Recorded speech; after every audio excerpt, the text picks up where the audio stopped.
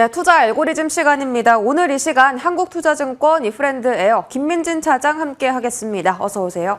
네, 안녕하세요. 네, 차장님 반갑습니다. 방금 선고 결과가 나왔고요. 시장이 요동치고 있습니다. 일단 선고 전에는 지수가 반등을 강하게 꾀하다가 현재 선고 이후에는 환율도 다시 조금 더 상승하고 코스피 코스닥도 상승분 반납하면서 코스닥은 현재 0.4% 상승이고요. 코스피는 다시 마이너스권 들어갔습니다. 첫 번째 키워드는 불확실성 해소고요. 이 불확실성이 해소되고 난 뒤에 이제 우리는 방향성을 본격적으로 찾아갈 텐데 아직 탄핵이라는 넘어야 할 산도 있고 시장에 대한 대응 전략은 어떻게 세우는 게 좋겠습니까? 네, 우선 탄핵 정국과 함께 만들어졌었던 여러 가지 이제 대내적인 부분으로서 튀어 올라왔었던 몇몇 가지 지표들이 있죠. 이런 것들은 해외 쪽과 어느 정도 이제 키 맞추기를 하면서 정상화될 가능성이 있다고 판단을 하고 있습니다. 그것이 이제 대표적으로 환율이나 이런 것들이 아닌가라는 판단이 드는데요.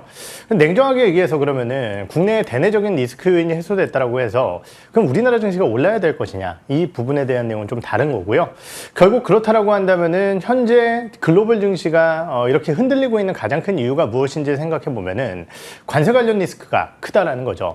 다른 국가들 같은 경우 정상적으로 수장들이 업무 수행을 하고 있었음에도 불구하고 관세 피해 벗어나지 못했습니다. 우리나라가 이번 탄핵 정국이 해소됐다라고 해서 관세에 대한 리스크가 없어졌다라고 볼 수는 없다라는 거죠. 그렇기 때문에 전반적으로 이제 오늘 오전 나왔었던 국내 증시의 반등 분위기와 그리고 나스닥 대비 상대적으로 낙폭이 적었었던 분위기는 탄핵 선고와 함께 나타날 수 있는 불확실성을 일정 부분 불확실성의 해소라는 것을 일정 부분 선반영했다라고 보여지고요. 그러다 보니까 지금 이제 시장 탄핵 선고와 함께 오히려 약간은 밀려나가고 있는 게 아닌가라는 판단이 들고 네. 우리가 이제 더욱더 앞으로 시장에 대한 판단을 하기 위해서는 아까 말씀드렸던 이러한 관세와 관련된 리스크, 이 요인들이 좀 완화되는 부분들이 확인되어져야지 조금 더 확실한 투자 타이밍을 잡지 않을까 이렇게 판단을 하고 있습니다. 네, 관세 리스크 일단 완화되어야겠고 국내 증시가 이제는 글로벌 증시와 키 맞추기 하는 흐름이 나올 수 있겠다라는 부분 전략 세워주셨습니다. 두 번째 키워드는요. 낙폭 과대주 쏠림입니다. 오늘 2차 전지 관련주들 대거 급등하고요. 되게 특이하게 관세 리스크 영향 많이 받는 쪽으로 저희가 알고 있잖아요. 네. 오늘 또 외국인은 순매수하거든요. 어떤 의미일까요? 사실 이 부분은 이제 저도 진짜 잘 모르겠어요. 정말 모르겠어요. 네. 그러니까 이제 우리가 뭐 여러 가지 그러니까 어제 사실 이제 관세에 대한 발표라는 것도 일각에서는 이제 불확실성의 해소라고 다들 판단을 하고 있었었죠. 그러니까 뭔가 더 플러스 알파적인 요소가 있을 것이냐라는 우려감들이 있었는데 결국은 이제 미국의 배터리 같은 경우는 사실은 이제 전기차 그리고 자동차 전반의 수요를 감소시킬 수 있는 관세의 우려가 있지만은 배터리 같은 경우는 미국에서 생산을 하는 물량이 상당히 많습니다. 그렇다라고 한다면은 오히려 이런 것들이 좀 기대감으로 작용을 했다라는 것도 하나 생각해 볼 수 있는 내용일 것 같고요. 두 번째는 이제 아까도 말씀드렸듯이 결국은 이제 시장에 어느 정도의 불확실성이 해소된다라고 했을 때 과거의 경험칙상으로 어떠한 종목군들이 올라올 것이냐에 대한 판단을 해봐야 되는데 일반적으로 불확실성의 해소와 주가 반등 그리고 낙폭과대 시점에서의 주가 반등은 낙폭과대주들의 반등으로 연결될 가능성이 과거의 경험칙상 많았습니다. 예. 그러다 보니까 오늘 2차 전지 관련주 위주로의 주가 반등이 나타나는 거 아닌가 이렇게 판단을 해야 될 것 같고요. 다만 이제 지금 1분기 어닝 시즌이 돌아오고 있는 상황이고 거기에 대해서 최근 발표되고 있는 여러 가지 전기차 데이터라든지 아니면은 배터리 원재료에 대한 원가 데이터 이런 것들을 종합적으로 고려해 봤을 때 아직까지 2차 전지 관련주들이 본격 상승을 보이기에는 좀 모자란 데이터들이 많다 이렇게 말씀을 드려야 될 것 같습니다.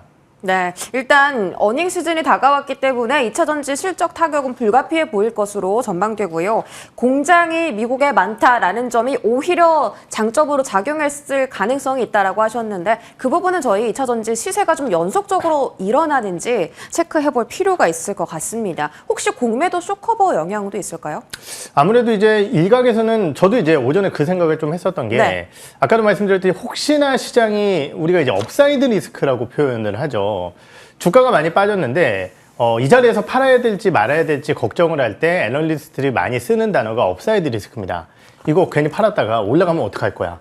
더 빠지지 않으면은 이 자리에서 크게 많이 빠지지 않는다라고 한다면은 사실은 보유하는 게 맞아 라는 것이 이제 업사이드 리스크거든요.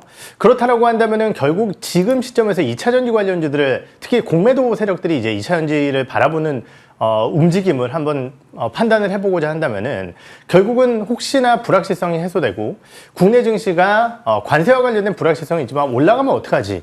라는 생각이 있었을 수 있을 거고, 그렇다고 한다면은 이러한 부분들이 어느 정도 2차 전지의 수급을 자극하면서 오늘 주가의 상승 영향력을 좀 준 것도 분명히 큰 부분을 차지할 것이다, 이렇게 말씀을 드려야 될 것 같습니다. 네, 좋습니다. 다음 질문은 전력기기주에 대한 질문인데요. 역시나 이 종목도 낙폭 과대주로 분류가 되고 있습니다. 특히 김민진 차장께서 또 긍정적으로 말씀 주셨었고, 네. 또 변압기, 미국에 수출하는 변압기에 대해서 반덤핑 관세부가 안 하기로 결정했다, 이런 호재도 있었잖아요. 네, 지금 제가 지난주에 이제 사실 약간 조심스럽게 뭐 엔비디아의 하락이라든지 AI 데이터 센터의 우려감이 있지만은, 우리가 이제 특히 현대 일렉트릭을 필두로 해서 효성중공업이라든지 이런 기업들이 주력 제품으로 삼고 있는 초고압 변압기 같은 경우는 데이터 센터의 투자보다는 결국은 이제 미국의 전력망 인프라의 낙후, 이것에 대한 개선 포인트와 함께 계속적으로 좀 수요가 유지될 것이다라는 말씀을 드렸었던 것 같고요.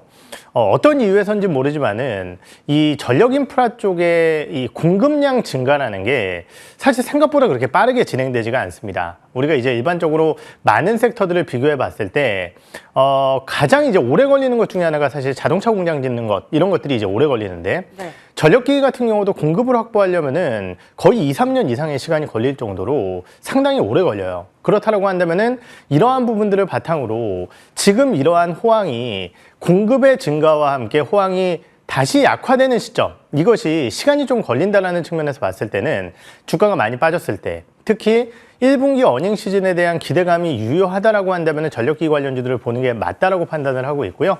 그러한 측면에서 HD현대일렉트릭을 좀 언급을 드렸었던 것 같습니다. 하나의 이제 불안 요소는 아까도 말씀드렸듯이 이제 엔비디아발 이슈와 함께 나타났었던 전력기기 관련주들의 상승인데, 그때 2차적으로 오버슈팅 했었던 주가는 제가 보기엔 거의 다 반납을 한 것 같거든요. 네. 그렇기 때문에 현재 시점에서는 뭐 엔비디아나 AI 관련주들의 주가 하락 영향을 전력기기 관련주들은 크게 받지 않을 가능성이 높다, 이렇게 판단을 하고 있습니다. 좋습니다. 전력기기 쪽까지 체크해드렸고요. 다음 키워드 넘어가면 이제 시장은 다음 주도 섹터를 찾아서 고민을 많이 할 텐데요. 일단 오늘 반도체 투톱의 흐름을 보자면 나스닥의 영향을 안 받을 수가 없겠죠. 하락하고 있는데요. 이 종목들의 매수 기회가 있습니까? 뭐 저는 이제 이런 거죠. 상당히 장기간 동안 우상향 흐름을 보였어요. 그러다 보니까 야, 이거 도대체 언제 빠지지, 언제 사지, 이런 생각을 하시는 분들도 많으셨을 텐데, 결국은 이제 그 기회를 주고 있다라고 판단을 하고 있고요. 이런 기회가 자주 오는 기회는 아니다라고 판단을 합니다. 그런데 이제 문제는 뭐냐면은 지금 시장의 변동성이 극대화되어 있다 보니까 예를 들어서 이제 거의 바닥이라고 생각을 하고 샀지만은 5에서 10% 정도의 추가 하락이 언제든지 나올 가능성이 있다라는 것이거든요. 그렇기 때문에 이런 시점에서 아예 바닥을 잡는 전략보다는 어느 정도 변동성 이후에 변동성이 줄어든 구간에서 좋은 종목군들을 좀 찾아보는 전략이 좋지 않을까, 이렇게 판단을 하고 있고요. 우리가 이제 관세와 관련된 리스크 때문에 과연 어떠한 종목군들이 주도주가 될지, 정말 이제 관세 피해가 없는 기업들이 계속 주도주 역할을 할 것이냐, 아니면은 낙폭과대주들이 주도주 역할을 할 것이냐, 이것에 대한 논란이 많겠지만은 결국은 관세는 협상과 함께 리스크가 점점 더 줄어들 가능성이 높고, 공매도 재개와 함께 공매도와 함께 재개된 수급 이벤트 같은 경우는 결국 한 4주에서 6주 정도 지나면은 낙폭 과대주 쪽으로 수급이 쏠린다라는 측면에서 봤을 때 저는 낙폭 과대주 쪽에 투자 전략을 한번 세워보는 게 어떨까, 이렇게 판단을 하고 있습니다. 오히려 기회가 오고 있다. 정말 드문 기회다라고 표현해 주셨고요. 낙폭 과대주들 눈여겨보자 언급해 주셨습니다. 반도체 단 알아봤고 지금 정책 테마주가 급등하고 있습니다. 아무래도 이제 차기 대선에 대한 그렇죠. 포커싱이 맞춰질 가능성이 높기 때문에요. 원티드랩은 거의 상한가 직전까지 올랐고 꿈비도 15% 급등합니다. 정책 테마주 좀 단기적 트레이딩 관점은 어떻습니까? 사실 뭐 정치 테마 혹은 정책 테마주들 이런 쪽에 대한 연속성에 대해서는 저는 이제 항상 고민이 크다, 이런 말씀을 드렸었던 것 같습니다. 네. 물론 이제 저도 이 업을 거의 20년 가까이 하면서 몇 번의 대선을 겪으면서 이 정치인 관련주들 5배, 10배 주는 것들 많이 봤었거든요. 하지만은 결국은 이제 그 결과물이 어떻게 됐는지를 확인해 본다라고 한다면은 이런 주식에 대한 투자 전략을 방송에서 좀 언급드리기에는 분명히 어려운 부분이 있다라고 좀 말씀을 드릴 수 있겠고요. 지금 말씀 주셨던 이러한 정책적인 요소들도 사실은 그러면은 다른 정권이 하면은 펼치지 않은 정책이냐? 그거는 전혀 아닙니다. 지금 얘기하는 일자리 정책이라든지 아니면은 육아 정책 이런 것들은 어떤 정권이든 다 하는 것이기 그렇죠. 때문에 예. 사실 이러한 부분 때문에 주가가 올라온 것, 이 부분의 연속성은 사실은 실적이나 회사가 정말 좋아져야지 나타날 수 있다라고 판단을 하고 있고요. 사실 해당 기업들에 대한 펀더멘탈이 그렇게 강한 상황은 아니기 때문에 뭐 하루 이틀 정도의 추가적인 뭐 상승 이때는 어느 정도 비중 축소를 하시는 전략이 좋지 않을까 이렇게 말씀을 드리겠습니다. 알겠습니다. 좀 조심스럽다라고 언급해 주셨고 마지막으로 조선방산주 또 한번 볼까요? 관세 전쟁 때 무풍지대로 이제 부각을 받으면서 잘 버텼습니다. 방산은 유럽 수출, 중동 수출이 많고 이제 조선은 미국과의 협력권을 가지고 있기 때문에 네. 방어적이었죠. 이들이 다시 주도 섹터로 움직일 가능성도 있습니까? 단기적으로 봤을 때는 이 섹터들이 뭐 당연히 강할 것이라고 판단을 하고 있습니다. 아까 네. 제가 이제 공매도 재개 이후에 과거 컨트 분석을 해봤을 때 기존 주도주군들이 한 2, 3주 정도는 계속 가는 모습을 보였었거든요. 거기에 더해서 관세 이벤트까지 더해졌기 때문에 사실 해당 섹터들에 대한 기대감은 아직까지 유효하지만은 저는 시간상의 문제라고 판단을 합니다. 해당 기업들이 나쁘다라는 것이 아니라 결국은 이제 아까 말씀드렸던 수급적인 변화 포인트 내에서 낙폭화대주 쪽으로의 전이가 나타나게 된다라고 한다면은 해당 기업들은 약간 쉬어갈 가능성이 있다라는 판단이기 때문에 뭐 너무 길게 끌고 가기에는 현재 약간 부담스러운 자리가 아닐까 이렇게 판단을 하고 있고요. 특히 이제 주가가 이렇게 견고했던 기업들은 또 오히려 어닝 시즌에는 부담감으로 작용을 하게 되거든요. 눈높이가 많이 높아진 상황 속에서 실적이 눈높이에 부합하더라도 한 번씩 덜컹거릴 가능성이 있기 때문에 현재 시점에서 이 기업들을 사는 것은 약간 부담이 있다 이렇게 판단을 하고 있습니다. 네, 알겠습니다. 자, 제약바이오 쪽도 한번 관세 회피 기대감이 술술 불어오는데 삼성바이오로직스도 어제 외국인 순매수 1등이었거든요. 네. 이쪽으로 혹시 지금 불안한 전국에서 뭐 물론 정치 불확실성은 해소됐지만 어쨌든 방향성을 잡고 있는 네. 그 구간에서 대안처로 좀 매수할까요? 네, 어제 삼성바이오로직스가 어려운 시장 속에서 이렇게 좋은 주가 흐름을 보였었던 가장 큰 이유는 두 가지라고 판단을 하고 있고요. 첫 번째는 이제 환율, 그리고 두 번째는 관세의 무풍지대다라는 기대감들, 이 두 가지로 볼 수 있을 것 같습니다. 그런데 오늘 이제 뭐 추가적으로 얘기가 나온 부분이 반도체나 제약, 즉 이제 의약품에 대해서 추가적인 관세에 대한 부가 검토를 하고 있다는 소식이 있었던 것 같고요. 예. 두 번째로는 지금 원달러 환율이 3분기 평균 환율이 1,452원 정도 될 텐데요. 지금 환율이 좀 꺾여 내려가고 있는 상황이에요. 물론 이제 아직까지도 굉장히 고환율이고 환율이 떨어진다 하더라도 1,400원 밑으로 강하게 내려가기는 어렵겠지만은 절대적으로 지금 높았었던 환율을 반영하면서 주가 강세 흐름을 보였었다라고 한다면은 삼성바이오로직스는 현재 시점에서는 신규 매수에 들어가기에는 역시 부담스럽다라고 판단을 하고 있고요.